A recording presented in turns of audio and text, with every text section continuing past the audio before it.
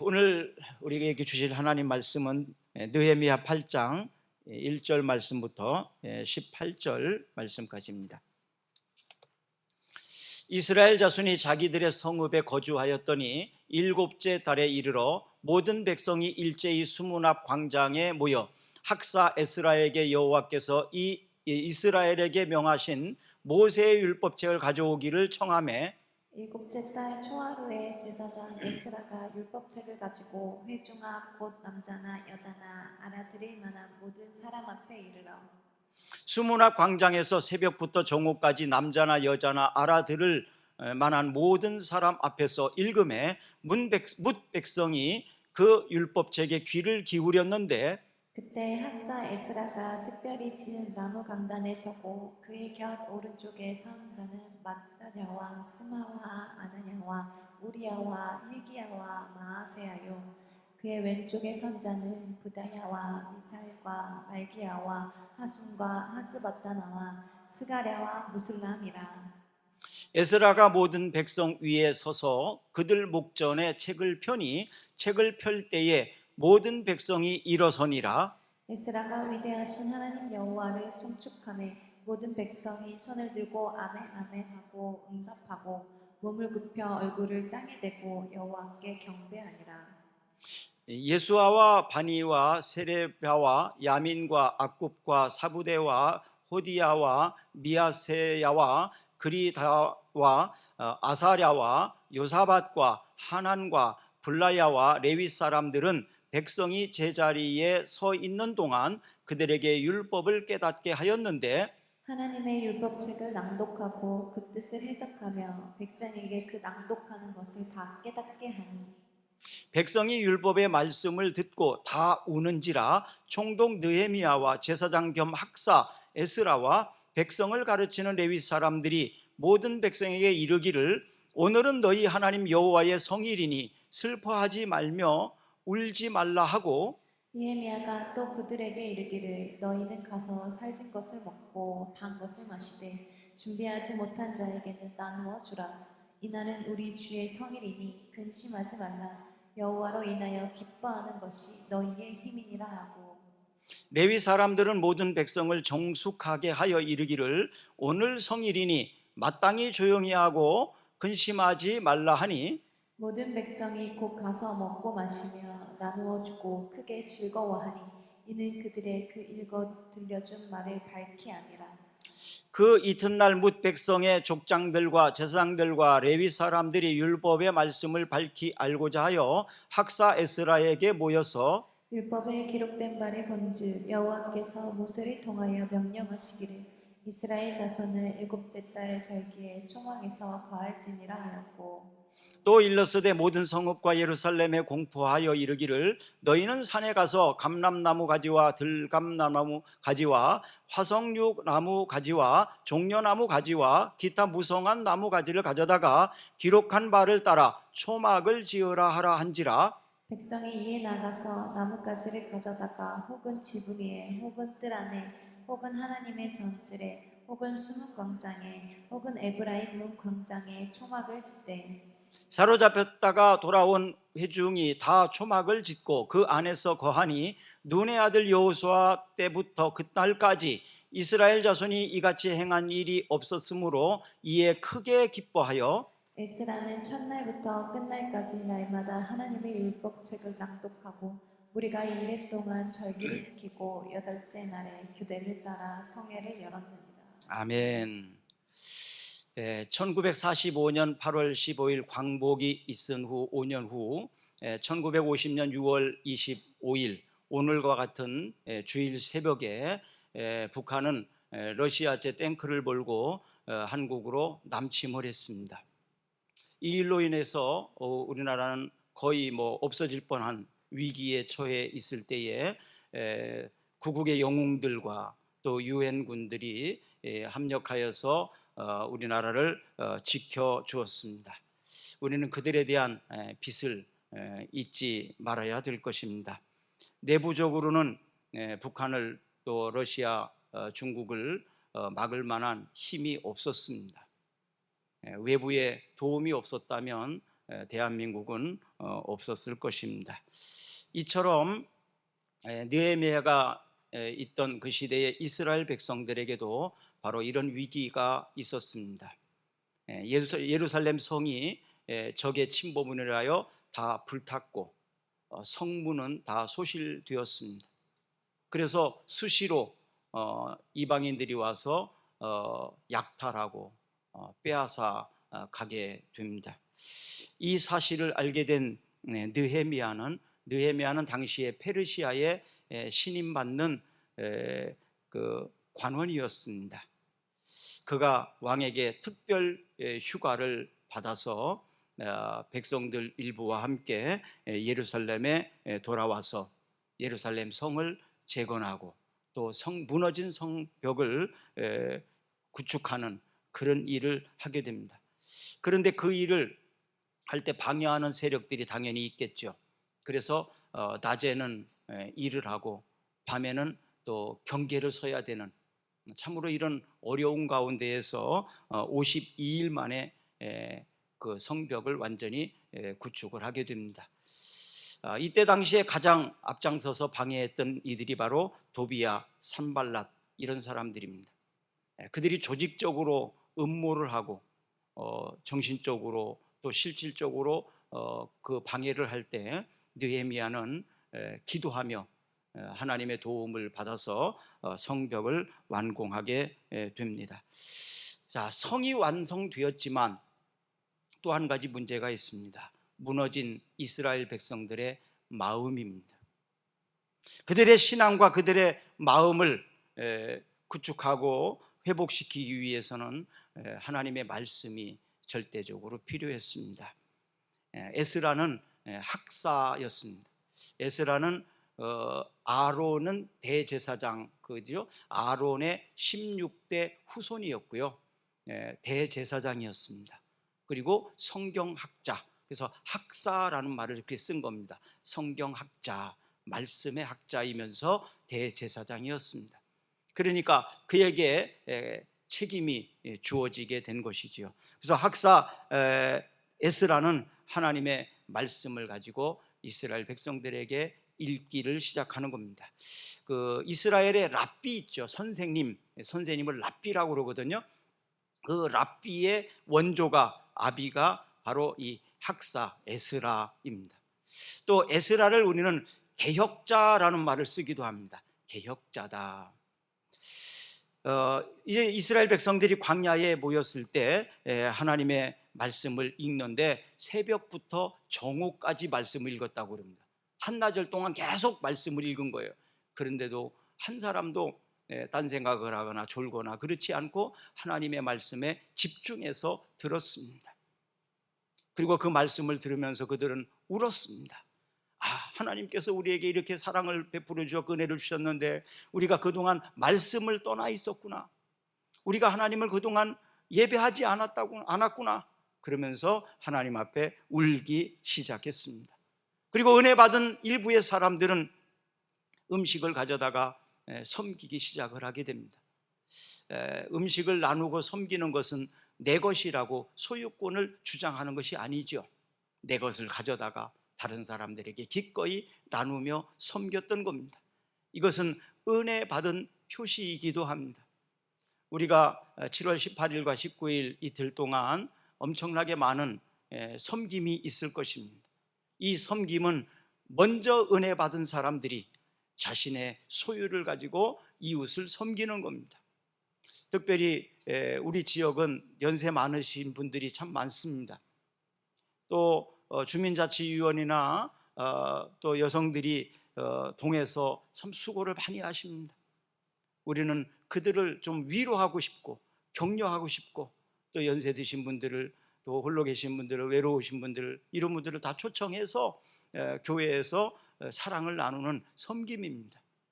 착한 일입니다. 선한 일입니다. 이것은 서울에 있는 지구촌 교회가 중심이 되어서 도전을 했고 또 우리 교회도 은혜 받은 사람들이 같이 합력을 하는 겁니다. 심지어는 지역에 있는 분들도 자기들도 같이 이 나눔과 섬김에 같이 했으면 좋겠다고 이렇게 하시는 분들도 있습니다. 그래서 우리는 어떤 이름으로도 하지 않고 오직 주님의 사랑으로, 그래서 예수님을 드러내는 그런 행사가 될 것입니다. 나를 드러내지 않을 것입니다. 오직 주님을 드러내는, 주님께 받은 그 사랑과 은혜를 나타내는 행사가 되게 될 것입니다. 오늘 본문 10절을 한번 읽어보겠습니다. 느헤미야가 또 그들에게 이르기를 너희는 가서 살진 것을 먹고 단 것을 마시되 준비하지 못한 자에게는 나누어 주라. 이날은 우리의 주의 성일이니 근심하지 말라. 여호와로 인하여 기뻐하는 것이 너희의 힘이니라 하고. 아멘. 여호와로 인하여 이제는 기뻐해라. 더 이상 슬퍼하지 마라. 주님의 위로와 주님의 격려가 있었습니다. 느헤미야는 정치적인 사람이죠. 총독, 정치적인 사람. 이 정치인들은 정치적인 일로 섬길 수 있습니다. 그래서 사람과 또 물질을 가지고 성을 재건하고 성문을 만들고 이런 일들을 하죠.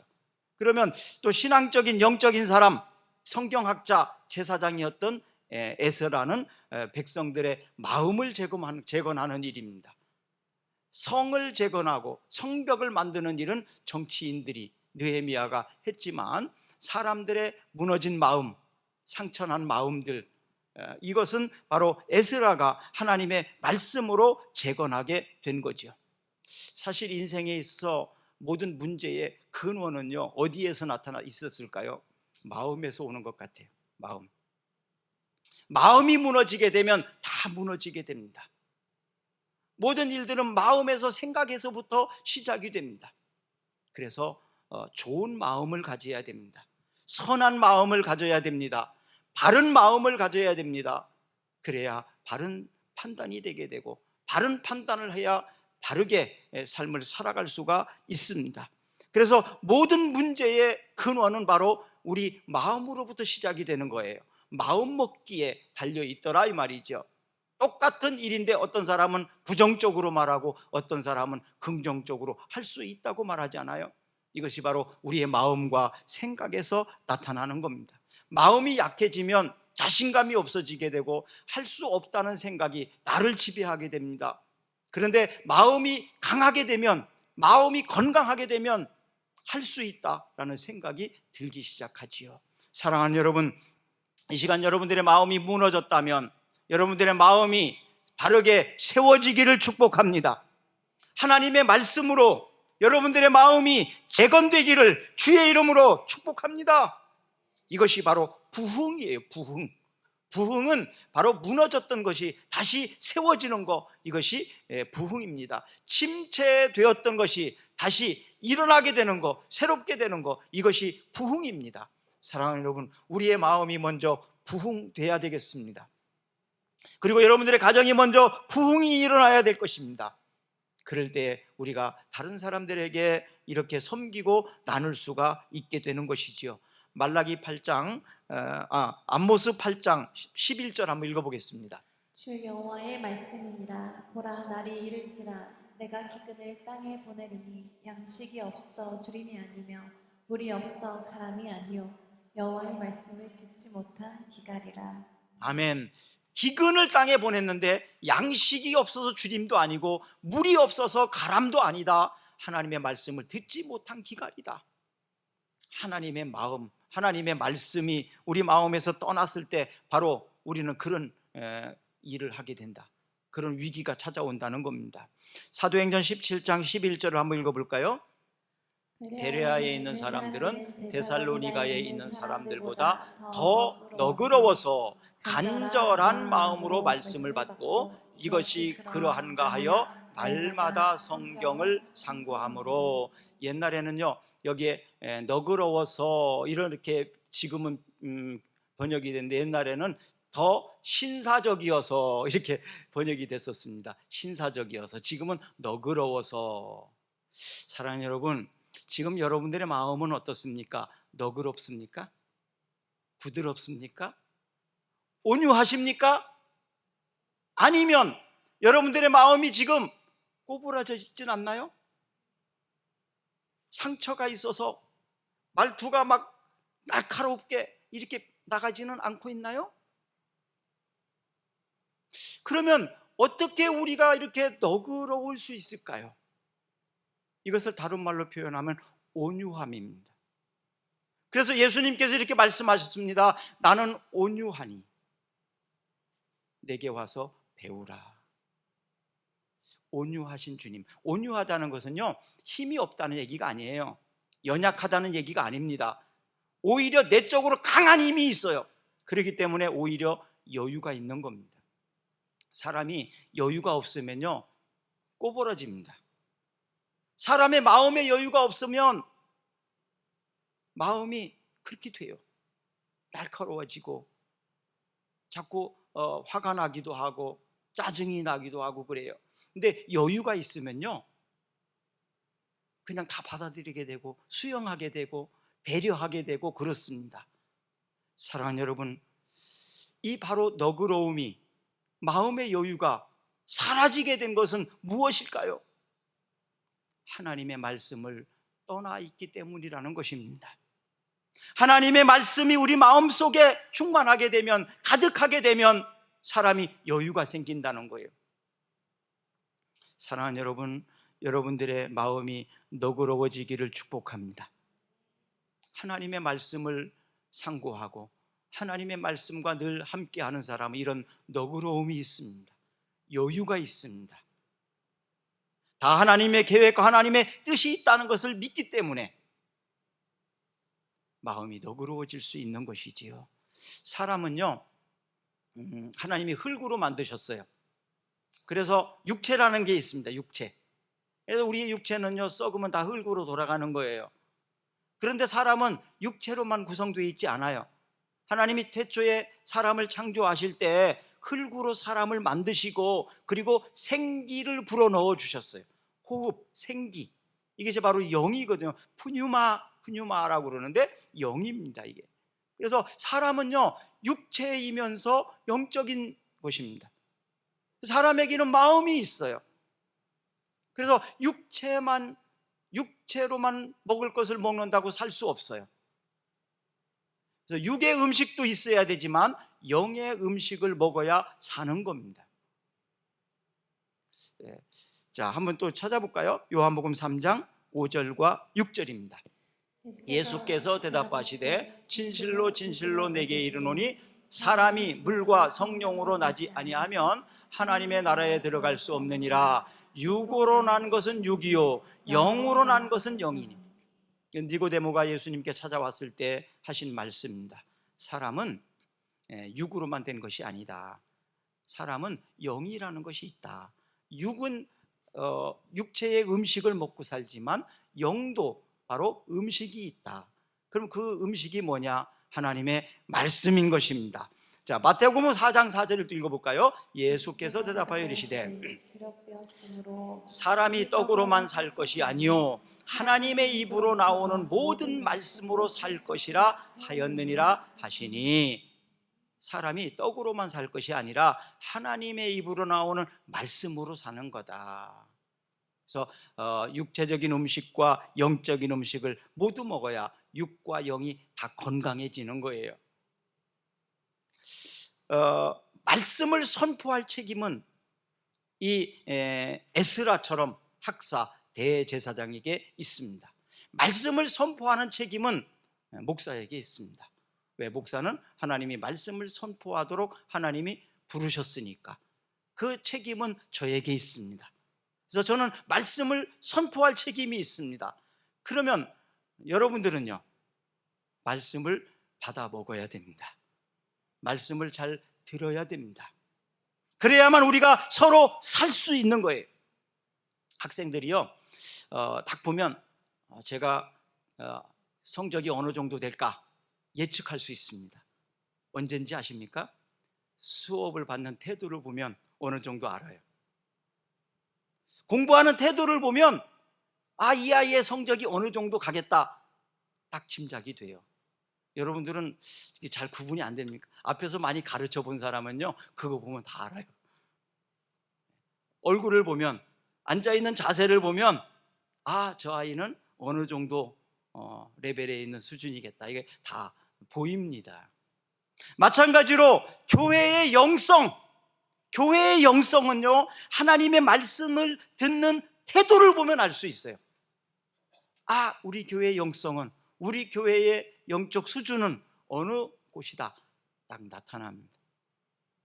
그래서 외부적으로 이렇게 설교를 가보면 그게 막 너무나 표시가 많이 나요. 그 공동체의 영적 상태가, 영성이 한눈에 딱 보입니다. 그래서 그 수준에 맞추어서 이제 설교가 막 또 바뀌기도 해요. 왜? 수준에 맞게 가르쳐 줘야 될 거 아니에요. 그렇죠? 수준에 맞게. 우리 교회의 수준을 좀 높였으면 좋겠습니다. 할렐루야. 네. 수준을 좀 많이 높이십시다. 네. 이게 바로 영성인데요, 이것은 하나님과의 관계에서 옵니다. 하나님과의 관계에서 영성이 만들어지게 돼요. 학생이 선생님을 좋아하잖아요. 그러면 그 선생님이 좋아하는 일을 자꾸 하고 싶어 해요. 그래서 수업도 열심히 듣습니다. 가르칠 때 잘 듣습니다. 근데 선생님이 싫으면 공부도 떨어지게 돼 있어요. 관계에서 오거든요. 관계에서 오게 됩니다. 사랑하는 사람들에게는 경청을 합니다. 그러면 설교 시간에 딴 생각하고 딴 거 하는 사람은 경청 안 하는 거죠. 저와의 관계가 좀 그런가 봐요. 그렇죠? 그렇진 않겠죠? 그렇다면 좀 그것을 생각하시고 경청했으면 좋겠어요.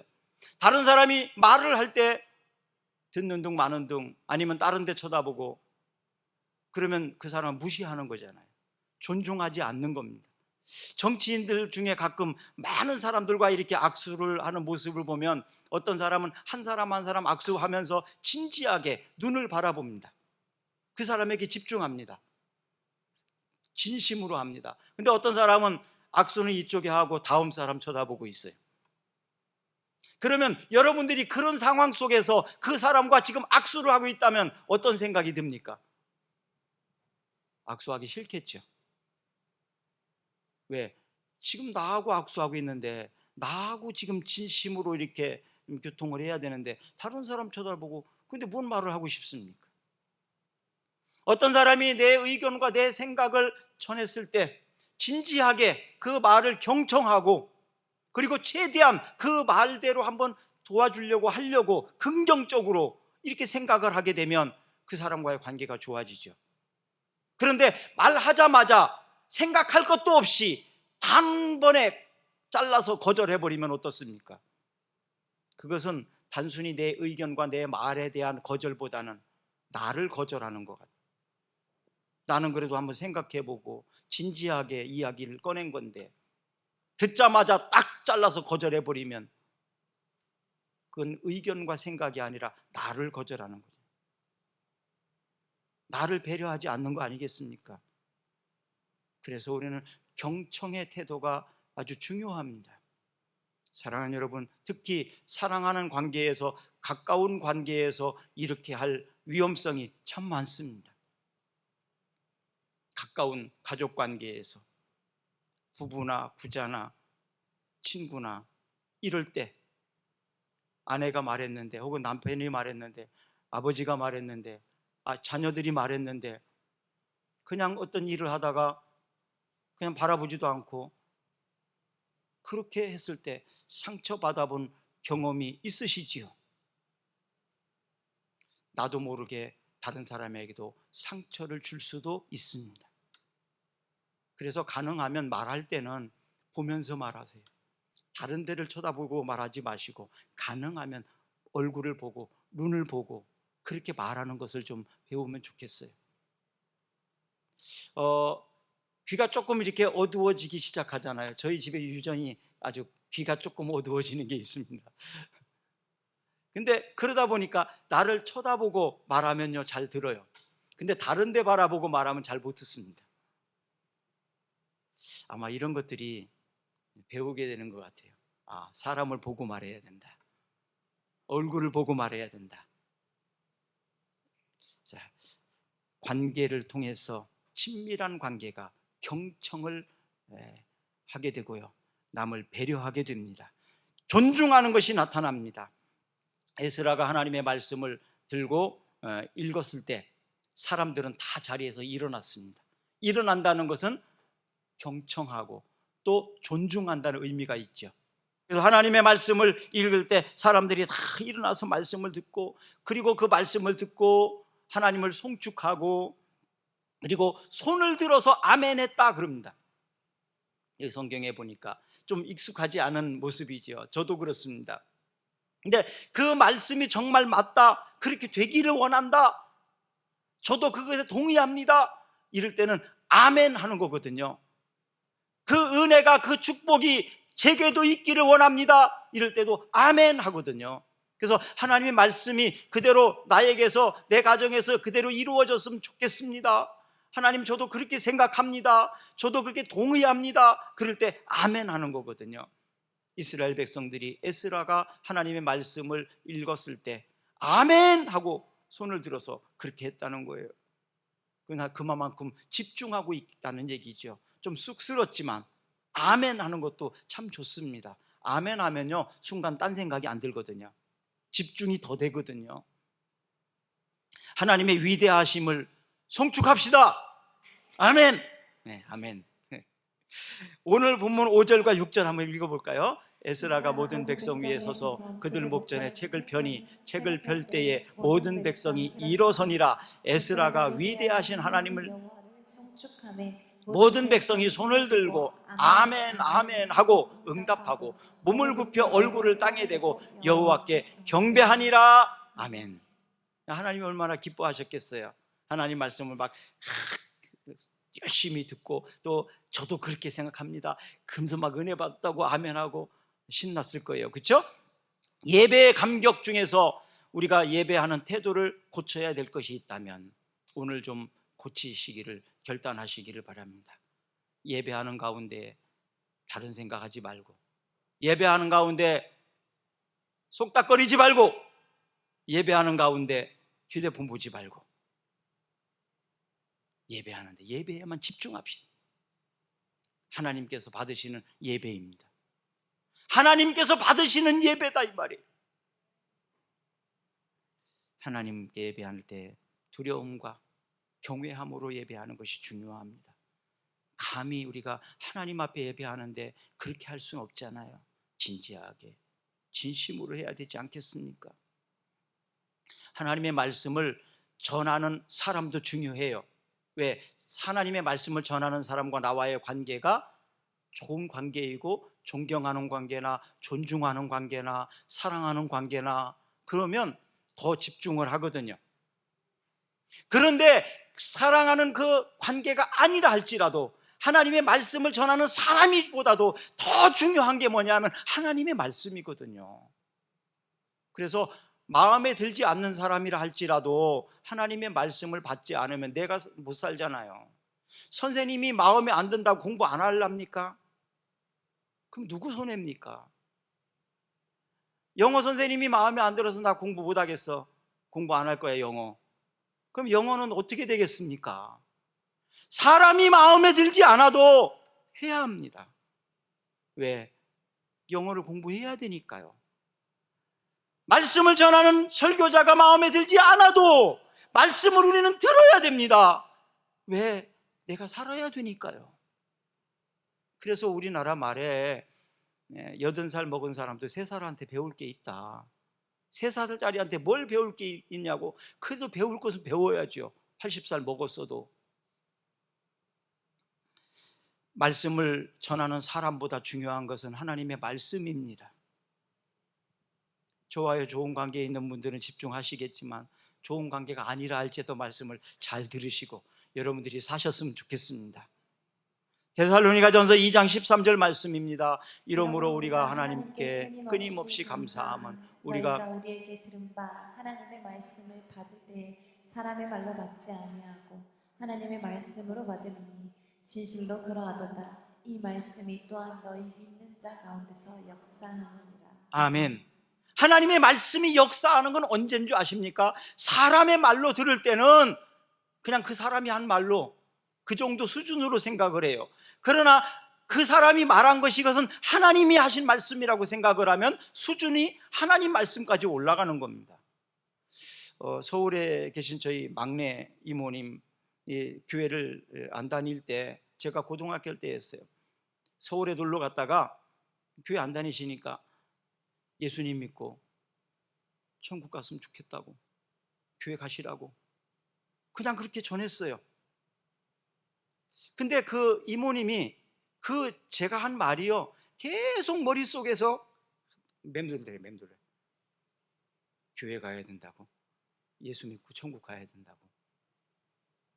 그러니까 말은 내가 했지만 그 말에 힘이 있게 한 것은 하나님이시거든요. 그래서 결국 교회를 나가셨어요, 자기 발로. 지금 권사님이신데요. 그냥 내가 던진 말이지만 그 말이 사람의 말로 들리지 않고 하나님의 말씀으로 들렸기 때문에 그는 그 말을 따라서 교회를 가게 된 거예요. 사랑하는 여러분, 여러분들의 말이 이렇게 힘이 있기를 바랍니다. 능력이 있기를 바랍니다. 사도 바울이 그래서요 설교할 때 이렇게 막 구분해서 하는 게 있어요. 이것은 하나님이 하신 말씀이다, 이것은 내 생각으로 말한 거다, 분명하게 이렇게 짚어주더라고요. 이것은 내 생각이야, 이것은 예수님의 말씀이야. 그래서 권위가 다른 것을 구분해서 이야기할 때가 있었더라고요. 에스라가 하나님의 말씀을 읽은 것은 하나님의 말씀, 율법이었어요. 그래서 그 하나님의 말씀이 사람들 속에 들어가니까 전인격적인 변화가 일어난 거예요. 전인격적인 변화 뭐예요? 지성과 감성과 의지적인 결단이죠. 지성, 감성, 의지적인 결단, 이 세 가지가 있어야 사람이 변화가 일어나는 겁니다. 지성적으로, 또 감성적으로, 그리고 내가 의지적으로 그 말씀대로 살겠다고 결단하는 거, 이것이 있어야 사람이 변화가 일어납니다. 하나님의 말씀으로 신앙의 변화, 신앙의 회복이 있기를 축복합니다. 히브리서 4장 12절 말씀을 보시면 하나님의 말씀은 살아있고 활력이 있어 좌우의 날선 어떤 검보다도 예리하여 혼과 영과 및 관절과 골수를 찔러 쪼개기까지 하며 또 마음의 생각과 뜻을 판단하네. 절대 사람이 안 변하는 것 같은 사람 있죠. 저 사람은 절대 사람이 안 변해, 그런 사람 있잖아요. 포기한 사람. 그런데요 하나님의 말씀이 들어가면 사람이 바뀝니다. 사람이 변합니다. 그게 저예요. 아직도 완전하지 않지만 변해가고 있어요. 계속. 도저히 찔러도, 막 바늘로 찔러도 안 들어갈 것 같은 좀 딱딱하고 단단하고 막 똘방똘방하고 그렇게 보이지 않아요? 원래 제가 그렇습니다. 사실은 누가 뭐라고 해도 막 그냥. 그런데 하나님의 말씀이 들어오니까 변하기 시작하더라고요. 계속 변해가고 있습니다. 더 변해야 됩니다. 물론 사랑하는 여러분, 하나님의 말씀은 살아있습니다. 하나님의 말씀이 들어가면 사람이 변합니다. 사람이 바뀝니다. 사무엘상 15장 22절에 보시면 사무엘이 순종보다 제사보다 순종이 낫다고, 순종에 대해서 강조합니다. 요한계시록 1장 3절 한번 읽어볼까요? 이 예언의 말씀을 읽는 자와 듣는 자와 그 가운데 기록한 것을 지키는 자가 복이 있나니 때가 가까움이라.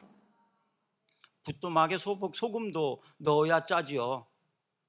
부뚜막에 소금을 넣지 않으면 어떻게 짤 수 있습니까? 하나님의 말씀도 우리가 듣고 그 말씀대로 순종하고 살 때 복이 임하게 되는 것입니다. 저는 하나님의 은혜와 하나님의 복을 참 많이 받은 사람이라고 생각합니다. 여러분도 하나님의 복을 많이 받으셨으면 좋겠습니다. 온전한 순종은 아직 다 못하지만 그래도 순종하려고 노력을 합니다. 그것이 저는 하나님이 저에게 주신 복이라고 생각을 합니다. 하나님께 받은 이 복들이 여러분들에게도 있기를 축복합니다. 야고보서 1장 22절과 23절 읽어볼까요? 너희는 말씀을 행하는 자가 되고 듣기만 하는 자신을 속이는 자가 되지 말라. 누구든지 말씀을 듣고 행하지 아니하면 그는 거울로 자기의 생긴 얼굴을 보는 사람과 같아서. 거울을 왜 봅니까? 거울을 보고 내 옷이 좀 잘못됐네, 내 머리 모습이 잘못됐네, 얼굴에 뭐가 묻었네, 이런 것을 확인하려고 하는 거 아니에요? 그럼 봤으면 고쳐야죠. 보이니까. 그렇죠? 머리도 만지고 옷도 만지고. 그런데 거울 보고 안 만진다면 거울을 볼 이유가 뭐가 있느냐 이 말이에요. 교회를 다니고 하나님 말씀을 읽는, 설교를 듣는 이유가 뭡니까? 그 말씀을 듣고 내 삶을 바르게 고치려고, 바른 길을 가려고 하는 거 아닙니까? 그래서 우리는 하나님의 말씀을 읽는 거예요. 그리고 열심히 설교도 듣는 거예요. 그러면 안 듣고 하는 사람은 뭐예요? 저는 참 자신의 모습을 제대로, 거울을 자꾸 보면서 확인해야 되잖아요. 그럼 거울을 안 보는 사람은 어떤 사람입니까? 포기한 사람입니까? 남이 어떻게 보든지 말든지, 내가 어떤지 말든지 난 나대로 살 거야, 그런 배짱입니까?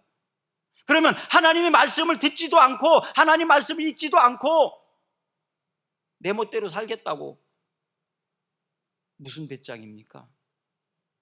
결국 부끄러운 모습만 우리에게 있지 않겠습니까? 하나님의 말씀은 거울과 같습니다. 우리가 하나님 말씀을 보고 내가 무엇이 잘못되었는지, 내가 어떻게 가야 되는지, 이것을 잘 발견하고 바르게 살 수 있기를 주의 이름으로 축복합니다. 교회의 지도자의 리더십은 매우 중요합니다. 한 나라의 리더십도 매우 중요합니다. 사도행전 2장에 이 바로 역사가 있는데요, 성도들은요, 오늘 본문에도 마찬가지지만 갈급함이 있었어요. 하나님의 말씀을 들려달라고, 하나님의 말씀을 내가 읽고 싶다고, 이 갈급함이 있어요. 시장이 반찬이라는 말 들어보셨습니까? 아내가 해주는 밥이 맛이 없습니까? 시장이 반찬입니다. 음식이 물론 맛의 차이는 있어요. 그러나 배고픈 사람에게 맛없는 밥은 없습니다. 시장이 반찬인 것입니다. 배부른 소리 하는 것입니다. 그렇죠? 배부른 소리 하는 거예요. 말씀을 전하는 자보다 말씀의 갈급함이 더 중요하더라 이 말입니다.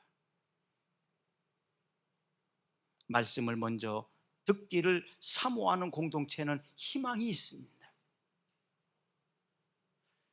공부하려고 하는 학생들에게 희망이 있는 거 아닙니까?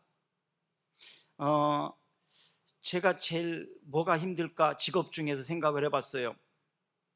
공부가 제일 쉽다고 저는 생각이 들어요. 왜? 공부는 내 혼자 하면 되니까. 내가 하고 싶으면 하면 되니까. 누구와 상관없이 내가 하면 되니까. 사업은 조금 더 어려운 것 같아요. 사업은 왜냐하면 다른 사람의 통장에서 내 통장으로 돈을 옮겨놔야 되잖아요. 다른 사람의 지갑 속에서 돈을 꺼내서 내 지갑으로 바꿔놔야 되거든요. 그래야 사업을 성공하니까. 조금 공부보다 더 어려운 것 같아요. 그런데 선생님은 더 어려운 것 같아요. 가르치는 거. 그것은 내 머릿속에 있는 지식을 다른 사람의 머릿속에다 옮겨놔야 되거든요. 뺏어오는 것보다 그 사람 속에 집어넣기 더 어렵어요. 제일 어려운 게 가르치는 것 같아요. 야고보서 4장 8절 한번 읽어볼까요?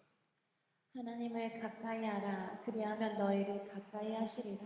죄인들아 손을 깨끗이 하라. 두 마음을 푼 자들아 마음을 성결하게 하라. 아멘. 우리 기도하겠습니다. 학사 에스라는 신앙 회복을 위해서 외칩니다. 하나님을 가까이 하라고. 그리고 말씀을 읽으면서 그 말씀으로 돌아가자고, 그 말씀대로 다시 살자고. 다음 주일은 맥주 감사 주일입니다. 맥주절은 오순절이라고도 합니다. 칠칠절이라고도 하고 초실절이라고도 합니다. 성령의 강림이 있었던 날입니다. 교회가 태동된 날입니다. 교회의 주인이신 주님께서 영광을 받으시는 좋은 교회를 세우기 위해서 우리가 다시 한번 결단하는 맥주 감사 주일이 되었으면 좋겠습니다. 6.25 한국 전쟁이 일어나서 폐허가 되었을 때 학교를 세우고 병원을 세우고 사업을 재건해서 지금 우리나라 대한민국 세계에서 가장 못 사는 나라 중에 하나였었는데 지금은 선진국 반열에 올라가 있습니다. 교회의 신앙이, 의식개혁들이 이 일에 아주 중요한 역할이었습니다. 교육이 중요한 일이었습니다. 우리의 마음과 생각이 신앙으로 다시 시작되기를 원합니다.